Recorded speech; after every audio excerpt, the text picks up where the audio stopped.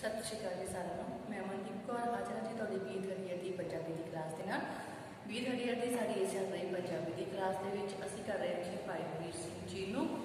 ਭਾਈ ਵੀਰ ਸਿੰਘ ਜੀ ਦੀਆਂ ਰਚਨਾਵਾਂ ਜਿਨ੍ਹਾਂ ਜੋ ਕਿ ਸਾਡੀ ਨਵੇਂ ਦੀ ਫਤਿਹ ਬੁੱਕ ਦੇ ਵਿੱਚ ਦਰਜ ਕੀਤੀਆਂ ਗਈਆਂ ਹਨ ਉਹਨਾਂ ਦੇ ਬਾਰੇ ਵਿੱਚ ਅਸੀਂ ਇਸ ਕਲਾਸ ਦੇ ਵਿੱਚ ਜਿਹੜੀ ਹੈ ਉਹ ਚਰਚਾ ਕਰ ਰਹੇ ਹਾਂ।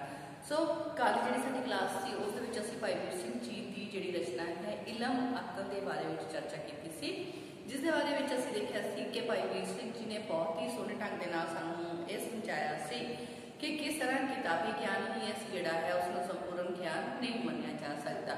जदों तक एक मनुख नूं सच दा ज्ञान असलीयत दा ज्ञान नहीं हुंदा उदों तक उसका जिहड़ा किताबी ज्ञान है वो भी व्यर्थ हो जाता है। सो जिहड़ा हर एक मनुख नूं जिहड़ा है वो अपनी जिहड़ा है सच दा ज्ञान यानी कि परमात्मा दा जिहड़ा ज्ञान है वो जरूर होना चाहिए है। जो मनुख को परमात्मा का ज्ञान होता है तो उसके अंदर जोड़े हैं काम क्रोध लोभ मोह हंकार भी जोड़े विकार हैं उन्होंने भी नाश हो जाता है। अजिहे विकारों के नाश होने ही मनुख के अंदर निमरता आ जाती है तो निमरता जी है वो सब तो वड्डा कहना मनुख का मनी गई है। निमरता के नाल मनुख सारे ही जित सकता है। सो जो मनुख निमरता के नाल चलता है वो हर एक का आदर मान करता है, हर एक दे विच परमात्मा नूं वसदा जिहड़ा है वो मिलता है। सो इस तरह ही पिछली रचना दे विच जिहड़ी है भाई वीर सिंह जी ने गल कीती सी कि मैं एक जिहड़ा है अपने सिर नूं एक भीख मंगण वाला भांडा जिहड़ा बना दिता ते उस नूं फड़ के मैं सारे दे सारे विद्वानां दे दरवाज़िआं ते गया, सारे दे सारे पढ़े लिखे विद्वान जिहड़े सन उन्हां दे कोल गया, उन्हां तों फिर मैं भिख्या जिहड़ी है ज्ञान की जिहड़ी भिख्या है वो मंग मंग के इस दिमाग के गौले नूं तुन तुन के भर लिया। जदों मैनूं लगा कि मैनूं ज़्यादा ज्ञान प्राप्त हो चुका है तो मेरा जिहड़ा मन सी वो मतलब मेरा जिहड़ा ये भांडा सी वो तुन तुन के भर चुका सी तां जिहड़ा मैं आफर गया सा ते इस अफरेमे के कारण इस हंकार के कारण कहते मैं दुनिया तो उच्चा हो के तुर के रहा सा। पर जदों मैनूं सच्चे मुर्शद का मिलाप होया सच्चे गुरु की प्राप्ति हुई तो उसने इसनूं सारा झूठा झूठा कह के जिहड़ा मुद्दा मार दिता ते मेरे मन दे विचों हंकार ते जिहड़ा विकार सी उसनूं खत्म करके मैनूं सच दा ज्ञान दिता ते मैनूं जिहड़ा है सच्चाई के रस्ते ते तोरिया जिस दे नाल मेरा ये जिहड़ा भांडा सी वो कमल के फुल वांग खिड़ गया। सो ये सी जी भाई वीर सिंह जी की पिछली जी क्लास में की हुई रचना जिहड़ा इलम अकल। सो अज जी असी रचना लैके आए हाँ भाई वीर सिंह जी की वो है अगली रचना जी काव रंग सुंदरता। इस जिहड़ा साडा कवि है उसने कविता की सुंदरता के बारे में गल की है। ये कविता प्रश्न उत्तर विधि के सानू जिहड़ी है साडे सामने लिआंदी गई है कि इस जी पहला प्रश्न है वो कवि के द्वारा किया जाता है कविता नूं कि कविता जिहड़ी है वो बहुत सुंदर है।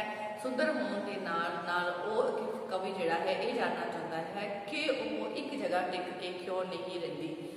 फिर जिहड़ा है दूसरा जी तिर है उसके कविता जी है वो कवि के इस प्रश्न का उत्तर देती है। सो प्रश्न उत्तर विधि के बहुत सोहने ढंग के भाई वीर सिंह जी ने कविता की सुंदरता साडे सामने जिहड़ा है बयान किया है कि कविता की है किस तरह की है तो क्यों ये टिक के सदा एक दे कोल ही नहीं रहिंदी। सो असीं करन जा रहे हैं जी साडी अज की कविता काव रंग सुंदरता। सो काव रंग सुंदरता की असीं जिहड़ी है शुरुआत करते हैं जी। कहते कविता की सुंदरताई कविता की सुंदरताई उच्चे नक्षत्री वसदी। कहते कविता की जिहड़ी सुंदरताई उच्चे नक्षत्री वसदी अपने संगीत लहजे अपने संगीत लहरे अपने प्रकाश लसदी। एक शाम नूं ए उथों हेठा पलमदी आई कहते रंग रस नाल कंबदी संगीत थरथराई। सो पहला प्रसंग करांगे जी। एक काव टोटा साडी नवें दी सदी बुक दे विच दर्ज भाई वीर सिंह जी की लिखी हुई कविता काव रंग सुंदरता दे विचों लिया गया है। सो इस दे विच कवि ने कविता की सुंदरता नूं बयान करते हुए उस देव जिहड़ी है उसके वतन की जिहड़ी गल है वो कीती ही कविता कित्थे वसदी है कित्थे रहिंदी है कितनी ये सुंदर है। सो कविता की सुंदरता की जिहड़ी गल है वो इन्हां सत्तरां दे विच कवि के द्वारा की गई है। सो विचार जी व्याख्या कवि जिहड़ा है वो की कह रहा है कहते कविता की सुंदरताई, कविता जो कि बहुत ही सुंदर होती है। असी कवितावां पढ़ते हैं, सानू कवितावां पढ़ के एक अजीब जे आनंद की प्राप्ति होती है। सानू लगता है कि ये कविता बहुत ज़्यादा सोहनी है, असी उसनू याद बार बार पढ़ते हैं, सानू याद हो जाती है। सो इस तरह जी कविता है वो पढ़नी हर एक को सुंदर लगती है। हर एक का अपना अपना लहेजा होता है। कोई कवितावां पढ़ के बहुत आनंद लेता है, कोई नावल पढ़ता है, कोई नाटक पढ़ता है। पर इस तरह ਜਿਹੜੀਆਂ रचनावां असीं पढ़ते हाँ उन्होंने के बारे में सानू जानना भी जानकारी जरूर होनी चाहिए कि कित्थों आउंदियां हन, किद्दां दी बनदियां हन। सो कविता की सुंदरता जी कविता है उसकी जी सुंदरता है कहते उच्चे नक्षत्री वसदी, ये बहुत उच्चे नक्षत्रों के विच वसदी है। सो कविता जो कि आप बहुत ही ज़्यादा सुंदर है, कहते ये जी कविता है ये उच्चे नक्षत्रों के विच वसदी है। उच्चे नक्षत्री जिहड़ा देश है उन्होंने विच वसदी है। कहते अपने संगीत लहरे अपने प्रकाश स्काई, सो कहते अपनी ही संगीत दे विच यह जिहड़ी कविता है सो अपने ही संगीत दे प्रकाश दे विच चमकदी है। अपने ही संगीत दे लहर जिहड़ा लहर का प्रकाश है, अपनी ही संगीत दीयां लहरां दे प्रकाश दे विच चमकदी है। अपने ही संगीत का आनंद जिहड़ा है वो दूसरिਆਂ ਨੂੰ दिंदी है। संगीत के आनंद दे विच जिहड़ी मस्त होई कहते अपने ही प्रकाश दे नाल दूसरिਆਂ ਨੂੰ लिशकाउंदी होई आप भी लिशका मारती है। एक शाम नूं ये उत्थों हेठां पलमदी आई, कहते एक शाम नूं अजिहा होया कि ये कविता अपने उच्चे नक्षत्रां वाले देश नूं छड्ड के उत्थों जिहड़ा है हेठां धरती दे उत्ते पलंपदी हुई जिहड़ा है आउंदी है। सो उसना उच्चे नक्षत्री देशां नूं छड्ड के एक शाम की होया कि ये कविता अपने उन्हां देशां दे विचों हेठां जिहड़ी है मतलब पलंपदी हुई आउंदी है। सो जदों ये हेठां आउंदी है तां की वापरदा है, कहंदे रस रंग नाल कंबदी, ये जदों हेठां उतर के आई तां ये रस रंग दे नाल पूरी तरह भरी हुई कंबदी हुई जिहड़ी है अपने संगीत विच थरथराउंदी हुई आउंदी है। सो कविता जिहड़ी है कहते कवि कह रहा है कि जिहड़ी कविता है उसकी जिहड़ी सुंदरता है वो उच्चे नक्षत्रां दे विच वसदी है। संगीत के लहजे दे विच अपने संगीत दीयां लहरां दे विच जिहड़ी है अते अपने संगीत के प्रकाश के नाल चमकदी हुई एक शाम नूं ये अपने देश तो हेठां उतर के अपने देश तो मतलब अपने देश नूं छड्ड के हेठां जिहड़ी है धरती दे उत्ते आउंदी है। ते जदों ये आउंदी है तां ये रस रंग दे विच कंबदी हुई ते संगीत विच थरथराउंदी हुई धरती ते पहुंचदी है। सो उस समय इसकी हालत इस तरह की है, कहते ज्यों त्रेल तार परोए ज्यों आप मोतियां दी। कविता जिहड़ी है वो इस तरह लग रही सी जिस तरह कोई जिहड़ी त्रेल है तो कोई तार है उसके उत्ते त्रेल दे मोती जिहड़े हैं तुपके पए होण ते वो मोतियां की तरह चमक रहे होण। एक जिहड़ी कविता सी कहते इसकी हालत इस तरह की सी, इस तरह लग रही सी जिस तरह किसी त्रेल तार के उपर त्रेल के तुपके पए हुए होण ते वो मोतियां दे वांग जिहड़े हन चमक रहे होण। उन्हां दी आभा उन्हां दे जिहड़ी है मतलब उन्हां दा रंग रूप है वो मोतियां दे वर्गा लग रहा होवे।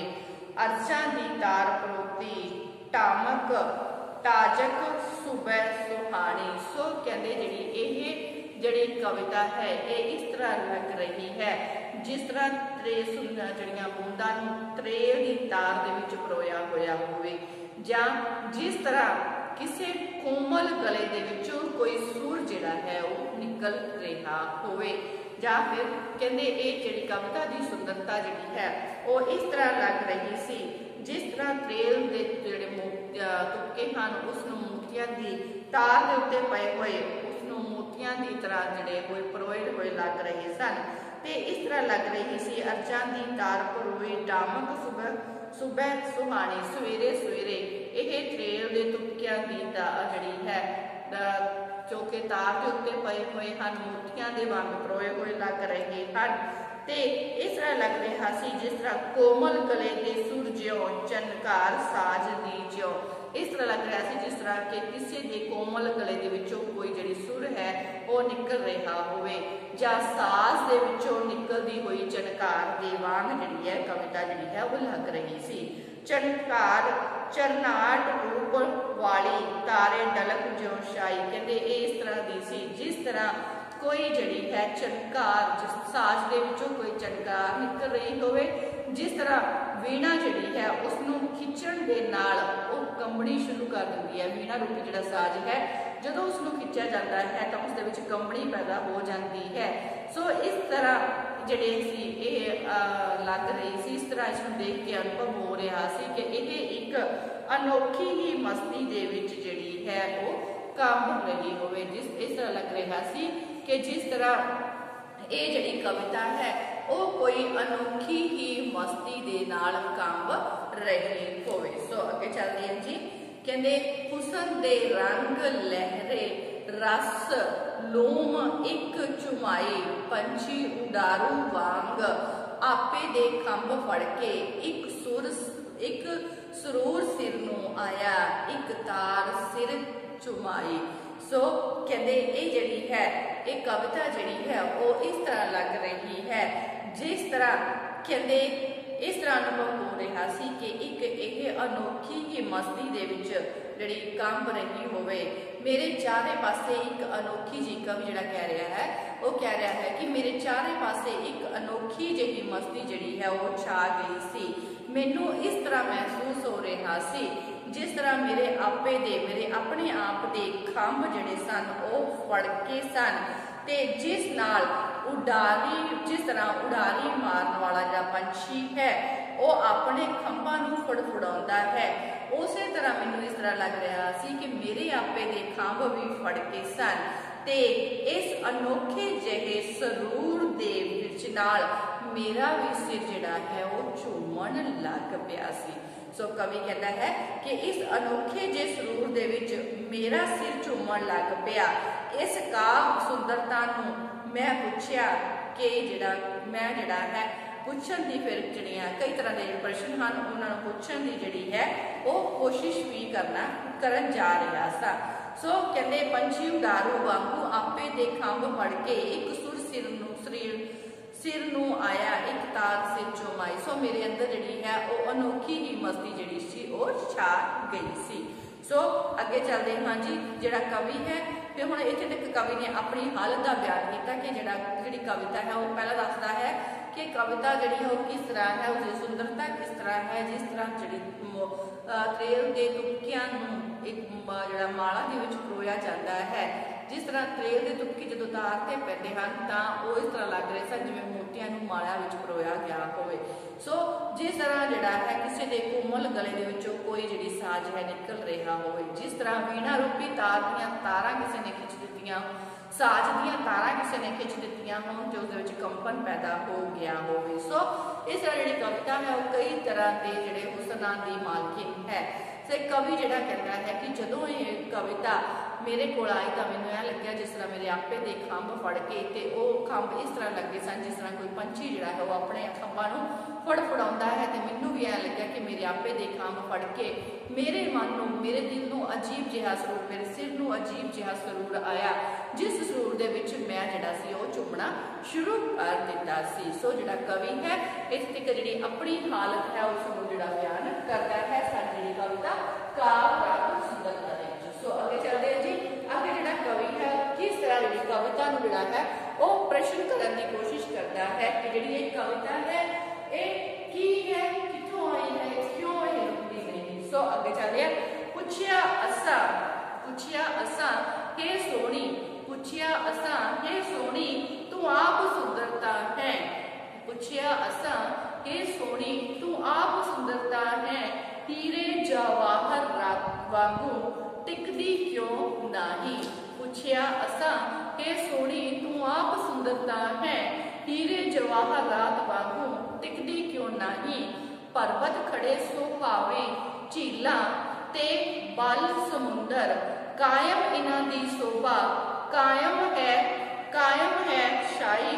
बोली ए ओहो थरथराउंदे वजूद वाली, बोली ओहो थरथराउंदे वजूद वाली बोली ओहो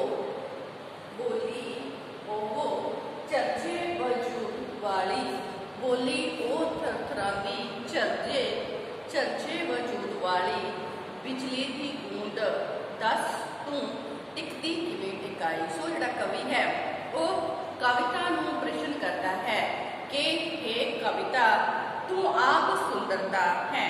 सो कवि जिहड़ा कवि है कविता नूं कहता है कि हे सुंदरता हे कविता तू आप सुंदरता है।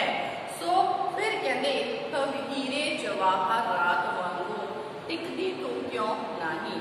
कवि जिहड़ा है वो कविता नूं प्रश्न करता है कि हे कविता तू आप सुंदरता है। फिर कहना तू जिहड़ा है किसे दे कोल तू हीरे जवाहरात वांगू क्यों टिकदी नहीं, किसे दे कोल टिकदी क्यों नहीं है। सो फिर कविता जिहड़ी है वो अपने प्रश्न का उत्तर देती है। कहती जिहड़े हन कवि कहता है कि पर्वत उसे जगह खड़े सोहने लग रहे हैं, झीलां जिहड़ियां हन वो सदा चल रही हन ते समुंदर जिहड़े हन वो भी अपने जिहड़ा है झीलां ते समुंदर अपने बल ते जिहड़ा है चल रहे हैं। कहते इन्हां दी शोभा उसे तरह कायम है, इन्हां दी परछाई उसे तरह कायम है। कहते जिहड़ी पर कविता तू जिहड़ी है तू जबकि आप सुंदरता की मालकिन है फिर तू जिहड़ी किसे कोल टिकदी क्यों नहीं है। तो कविता जिहड़ी है वो अपने थरथराउंदे हुए बुल्लां राही जिहड़ी है जवाब दिंदी है। कहती है कि तू ये दस कि बिजली की गूंज नूं बिजली की जिहड़ी चमक है उसनूं कोई टिका सकिया है। कवि नूं जिहड़ी है पुछदी दसदी है कि तू ये दस बिजली की जिहड़ी चमक है वो टिकाया टिक सकती है भला। तू ये दस सूरज की जिहड़ी किरण है वो चमका दे के वापस अपने देश मुड़ जाती है कि कोई उसनूं टिका सकता है। तू सुरती राग किसी सुर दे विचों किसी साज दे विचों निकलिया हुआ राग उसनूं कोई फड़ सकता है, उसनूं कोई टिका सकिया है। किसने ये चीज़ां नूं बन के बिठाया है, कोई इन्हां चीज़ां नूं बन सकिया है। कहते उल्का आकाश लिसदे चमकारा मार खिसके। उल्का जिहड़ा आसमान दे विच उल्का जिहड़ा तारा है कहते टुटदा होया तारा भी अपना जिहड़ा प्रकाश है उसनूं देख के दोबारा जिहड़ा है वो वापस मुड़ जाता है। एक बार अपना प्रकाश जिहड़ा है वो देख के वापस मुड़ जाता है कि उसनूं कोई टिका सकिया है। कोई बिजली की चमक नूं नहीं टिका सकिया, कोई सूरज की किरण नूं नहीं फड़ के रख सकिया, कोई साज जिहड़ा है उस दे विचों निकली हुई सुर नूं बन के नहीं बिठा सकिया। सुर जिहड़ा आकाश दे विच जिहड़ा तारा है टुटदा तारा है उसकी चमक नूं कोई नहीं फड़ सकिया, वो भी खिसक जाता है। इंद्र जुस्सा धनुष इंद्र जुस्सा धनुष आकाशी किसने टिका लिया। आसमान दे विच जिहड़ी सतरंगी पींग जिहड़ी दिखाई दिंदी है। कहते कि उस सतरंगी पींग नूं कि उस आकाश दे विच कहते जिहड़ी है वो जिहड़ी पींग बनती है उसनूं कोई टिका सकिया है। कहते वो भी एक बार बन के वापस जिहड़ी है खत्म हो जाती है। सो कहते जद बिजली की चमक जिहड़ी है कोई नहीं टिका सकिया। राग जिहड़ा है एक बार सुर दे विचों निकलिया होया राग जिहड़ा है उसनूं कोई बन नहीं सकिया।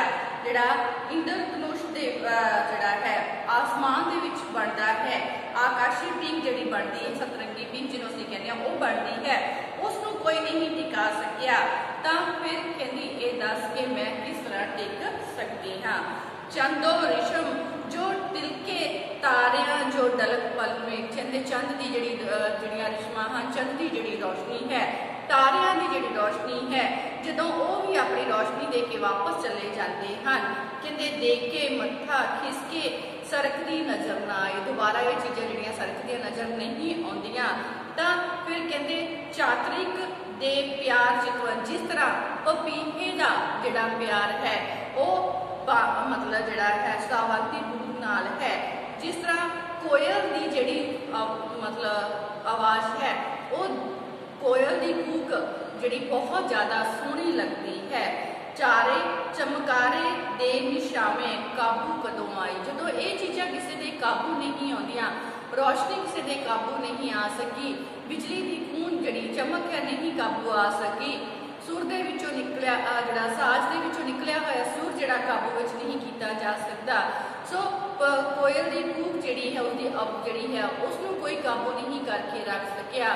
ਤਾਂ ਤੂੰ ਇਹ ਦਿਖਾ ਪਪੀਹੇ ਦਾ ਸਾਵੰਤੀ ਬੂਤ ਦੇ ਲਈ ਵੀ ਜਿਹੜਾ ਹੈ ਮਤਲਬ ਪਿਆਰ ਕੋਈ ਨਹੀਂ ਬਣ ਕੇ ਰੱਖ ਸਕਿਆ। ਤਾਂ ਫਿਰ ਤੂੰ ਇਹ ਦੱਸ, ਮੈਂ ਜਿਹੜੀ ਹੈ ਜੋ ਕਵਿਤਾ ਜਿਹੜੀ ਹੈ ਉਹ ਆਪਣੇ ਆਪ ਨੂੰ ਕਹਿੰਦੀ ਹੈ ਕਿ ਮੈਨੂੰ ਕੌਣ ਜਿਹੜਾ ਬਣ ਕੇ ਰੱਖ ਸਕਦਾ ਹੈ, ਫਿਰ ਮੈਂ ਕਿਸ ਤਰ੍ਹਾਂ ਬੰਨੀ ਰਹਿ ਸਕਦੀ ਹਾਂ।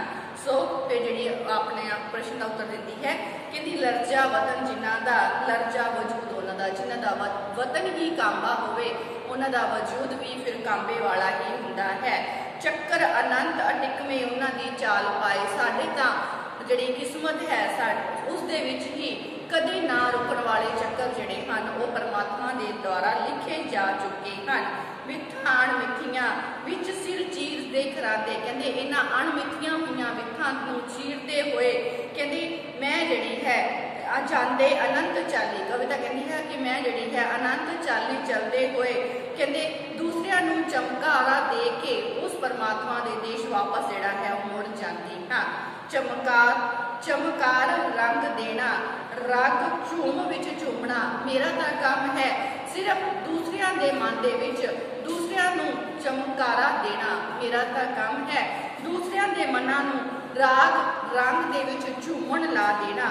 ਸੋ ਇੱਕ ਜਿੰਦ ਛੂਹ ਲਾਉਣੀ ਤੇ ਮੈਂ ਪਹਿਲਾਂ ਇੱਕ ਦੀ ਜਿੰਦ ਨੂੰ ਇੱਕ ਵਿਅਕਤੀ ਦੀ ਅੰਦਰ ਇਹ ਛੂਹ ਜਿਹੜੀ ਹੈ ਉਹ ਲਾ ਜਾਂਦੀ ਹਾਂ ਤੇ ਫਿਰ ਅਟਿਕਣ ਨਹੀਂ ਕਥਾਈ, ਫਿਰ ਮੇਰਾ ਕੰਮ ਕਿਤੇ ਵੀ ਅਟਕਣਾ ਨਹੀਂ ਹੈ, ਮੈਂ ਕਿਤੇ ਵੀ ਰੁਕਦੀ ਨਹੀਂ ਹਾਂ। ਮੈਂ ਇੱਕ ਵਿਅਕਤੀ ਨੂੰ ਇਹ ਸ਼ੋਅ ਲਾ ਕੇ ਅੱਗੇ ਚਲੀ ਜਾਂਦੀ ਹਾਂ। ਲਰਜਾ ਵਤਨ ਜਿਨ੍ਹਾਂ ਦਾ ਵਤਨ ਹੀ ਕਾਂਬੇ ਵਾਲਾ ਹੋਵੇ, ਲਰਜਾ ਵਜੂਦ ਉਹਨਾਂ ਦਾ ਵਜੂਦ ਵੀ ਫਿਰ ਸਦਾ ਕਾਂਬੇ ਵਾਲਾ ਹੀ ਹੁੰਦਾ ਹੈ। ਰੇਖਾ ਅਨੰਤ ਅਟਿਕਵੇਂ ਲਰਜ਼ ਦੇ ਮੱਥੇ ਪਾਈ। ਸਾਡੇ ਤਾਂ ਕਿਸਮਤ ਦੇ ਵਿੱਚ ਹੀ ਪਰਮਾਤਮਾ ਨੇ ਅਨੰਤ ਚਾਲ ਜਿਹੜੀ ਹੈ ਉਹ ਲਿਖ ਦਿੱਤੀ ਹੈ, ਜਿਹੜੀ ਕਿ ਕਦੇ ਵੀ ਰੁਕ ਨਹੀਂ ਸਕਦੀ। ਅਸੀਂ ਤਾਂ ਸਦਾ ਹੀ ਨਾ ਰੁਕਣ ਵਾਲੀ ਨਾ ਅਟਕਣ ਵਾਲੀ ਅਨੰਤ ਚਾਲ ਦੇ ਵਿੱਚ ਚੱਲਦੇ ਹੀ ਜਾਣਾ ਹੈ।